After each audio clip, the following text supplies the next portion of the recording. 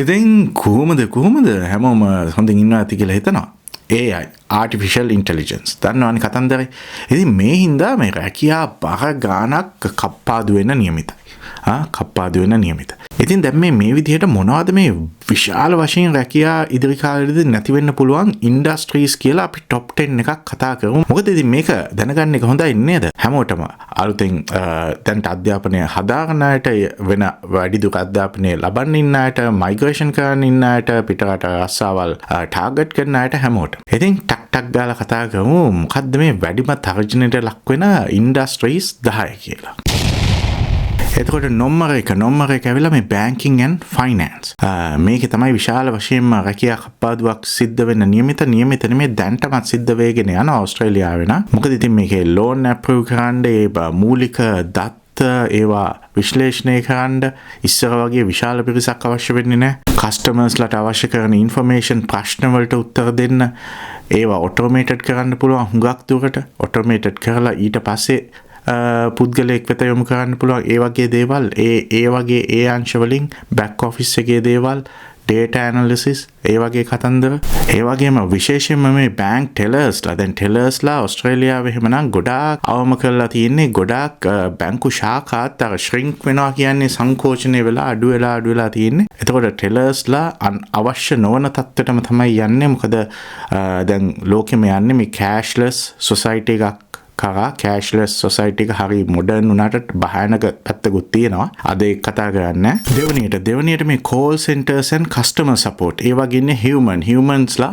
දැන් ආයේ එතකොට humans ලා ඉස්සරහදී cyborgs ලා කියලාත් කියන්න වෙද්දන්නේ. කොහොම හරි එතකොට මානව සම්පත විශාල වශයෙන් කප්පාදුවට ලක් වෙන්න නියමිතයි. එතකොට දැන් මේවා ඔක්කොම automated කරලා තියෙන්නේ. හුඟක් වෙලාවට ඒ අවශ්‍ය කරන ප්‍රශ්න ඒ දේවල් වලට AI සහාය ලබාගෙන තියෙන්නේ. මම මේ කතා කරන්නේ ඉන්දියාවේ ඉඳලා ක්‍රියාත්මක වෙන මේ scam centers නෙමෙයි. ඒවා නම් තව වැඩි වෙයි. ඒවත් automated කරලා ඉදන්නේ AI දාලා. ඉතින් සාමාන්‍යයෙන් කියන්නේ කතාවේදී මේක system එකකින් හැම replace කරන්න පුළුවන් කියලා 200 humans. ඊළඟට නම්බර 3 කප්පාදුවට ලක් වෙන්න නියමිත බොහෝ දුරට මේ accounting and bookkeeping කියන එක. bookkeeping කියන එක නම් බොහෝ දුරට අවම මට්ටමකට ඇයි නැත්තම් නැති වෙලා මේ ඉදිරියේදී ඉතින් ඒ සම්බන්ධයෙන් මේ reconcile කරන ඒවා අරවා මේවා ඒ වගේ විශාල මානව පිරිසක් අවශ්‍ය වෙන්නේ නැහැ. මේ දේවල් දැනටත් computer systems තමයි තියෙන්නේ. දැන් මේක AI හරහා ඉතින් reconcile කරන ඒවා report generation ඔය analysis අරවා මේවා payroll හැම එකම AI හා සම්බන්ධ වෙලා එතනිනුත් එතකොට විශාල වශයෙන් රැකියා කප්පාදු වීමට නියමිත. එතකොට මේ ජූනියර් ලෙවල් එකේ accounting roles ඒවා එතකොට data entry වගේ දේවල් ඒවා ඉතින් ඔක්කොම අභාවයට යන්න තමයි නියමිත මේ යන විදිහට. ඊළඟට විශාලම පරිවර්තනය වෙන්න නියමිත තවත් එකක් තමයි නම්බර 4 එක මේ retail industry එක. supermarkets අර මෙහෙ retail දැන්ටත් ඒ සේවක කප්පාදුන් සිද්ධ වෙනවා. ඔස්ට්‍රේලියාව ගත්තත් යුරෝපය ගත්තත් ඔස්ට්‍රේලියාවේ තත්ත්වය කියනවා නැතිනම් හුඟක් දුරට self service checkouts තමයි ඒගොල්ලෝ ප්‍රොමෝට් කරන්නේ. එතකොට cashless society එකට යන කතාව තියෙනවානේ. එතකොට digital money ආයිසරයක්. එතකොට එහෙම tellers ලා retail sector එකේ අවශ්‍ය වෙන්නේ. එතකොට automated stock systems ඒ දේවල් එහෙම තව දියුණු වෙගෙන යනවා. retail sales assistants ලා කියන අයත් බොහෝ දුරට අනවශ්‍ය තත්වයකට තමයි පත් වෙගෙන යන්නේ. ඊළඟට නම්බර 5 ඇවිල්ලා මේ media and content creation. එතකොට මේක මම කියන්නේ වෘත්තීය මට්ටමින් ඉස්සර හිටියේ media station වල. අර ඉස්සර වගේ විශාල පිරිසක් අවශ්‍ය වෙන්නේ නැහැ දේවල් කරන්න. ඒවත් AI හරහා ඒ තාක්ෂණය ඇවිල්ලා තිනවා. ඒක තව ඉස්සරහට ගියාම තව ගොඩක් දේවල්. එතකොට මේ script writing ඒ දේවල් AI භාවිත කරනවා. වීඩියෝස් හැමදේම මොන වගේ තත්ත්වයක් ඇති වේද කියලා හිතා ගන්නත් බෑ මේ තාක්ෂණයත් එක්ක මීඩියා සහ content creation කියන එක ඉදිරි කාලේ. ඊළඟට 6 වෙනියට මේ legal industry එකේ රැකියා කප්පාදු වෙන්න නියමිතයි. කප්පාදු වේගෙන යනවත් ඇති දැන් වෙලත් ඇති. ඒ කියන්නේ දැන් එතනත් ඉස්සර වගේ මෙතන වාර්තා හොයන්න, contract renew කරන්න, ඒ දේවල් check කරන්න, contracts generate කරන්න, දාස් ගානක් case files උනත් ටග් ගාලා analyze කරලා outcome එකක් ගන්න පුළුවන්. අවශ්‍ය දේ හොයා ගන්න පුළුවන් මේ AI හරහා. දැන් paralegal කට්ටිය එතකොට document reviewers ලා ඒ හරහා සම්බන්ධ වෙලා ඉන්න තව assistants ලා අර එහෙම කට්ටියගේ එතකොට රස්සාවල් අනවශ්‍ය තත්වයට තමයි පත් වෙන්නේ ඉස්සරහදී. අර ඒ වගේ විශාල ස්ටාෆ් එකක් අවශ්‍ය නැහැ ලීගල් ෆර්ම් එකට ඉස්සරහට. ඊළඟට නම්බර 7 දාලා තිනවා manufacturing and warehousing කියන එක. ඒතකොට manufacturing ඔයගොල්ලෝ දන්නවා දැන්ටමත් කොච්චර විශාල පෙරලියක් සිද්ධ වෙලා තියෙනවද කියලා මේ robotics හරහා ඒ තාක්ෂණය හරහා චීනයේ එහෙම ක්‍රියාත්මක වෙනවා කියන්නේ මේ මොනවාද dark factories කියලා. ඒ කියන්නේ light වත් නැහැ තනිකර robotics රොබෝලා